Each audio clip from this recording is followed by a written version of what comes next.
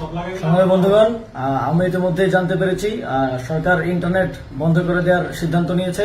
আমরা আবারও শঙ্কা করছি, ইন্টারনেট ব্রডব্যান্ড সবকিছু বন্ধ করে দিয়ে আবার দেশে একটি ক্র্যাকডাউন চালানো হবে, মানুষকে হত্যা করা হবে এবং একটা হত্যাকাণ্ড চালানো হতে পারে আগেরবারের মতো। সেই জায়গা থেকে আমরা আমাদের আগামী এই পুরো সপ্তাহের কর্মসূচির আউটলাইন ঘোষণা করে দিয়ে যেতে চাই।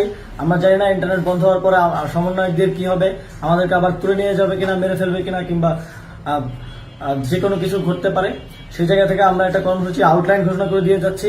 আমরা না থাকলেও আপনারা এই কর্মসূচিগুলো বাস্তবায়ন করবেন। আগামীকাল 5ই অগস্ট সারা দেশে শহীদ স্মরণে শহীদ হওয়া স্থানসমূহে শহীদ স্মৃতি ফলক উন্মোচন করা হবে। 11টায় শাহবাগে শ্রমিক সমাবেশ হবে কেন্দ্রীয়ভাবে, 5টায় নারী সমাবেশ হবে শহীদ মিনারে। সারা দেশে বিক্ষোভ ও গণ অবস্থান চলমান থাকবে। 6ই আগস্ট মার্চ টু ঢাকা ঘোষণা করছি। 6ই আগস্ট মঙ্গলবার সারা দেশে যে যেখানে আছেন সব জায়গা থেকে মিছিল নিয়ে ঢাকার উদ্দেশ্যে রওনা হবেন। সারা দেশের ছাত্র নাগরিক শ্রমিকদের ঢাকায় আসার আহ্বান জানাচ্ছি। সকল এলাকায়, পাড়ায়, গ্রামে, উপজেলায়, জেলায় ছাত্রদের নেতৃত্বে সংগ্রাম কমিটি গঠন করুন।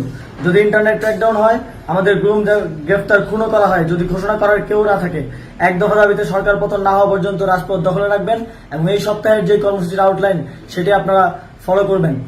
সারা দেশের প্রত্যেকটি পরিবারের প্রতি আমি আহ্বান জানাতে চাই, আপনার পরিবার থেকে একজন করে হলেও মনে রাখবেন, এই আন্দোলন, এই লড়াই আপনার পরিবার, আপনার পরবর্তী প্রজন্মের জন্য একটি সুন্দর বাংলাদেশ গড়ার লড়াই। একজন করে হলেও ঢাকার উদ্দেশ্যে রওনা করে দেবেন, একজন করে হলেও যুদ্ধে পাঠাবেন। এই যুদ্ধে আমাদের জয়ী হতে হবে, নাহলে বাংলাদেশ এক গভীর অমানিসায় অন্ধকারে ডুবে যাবে।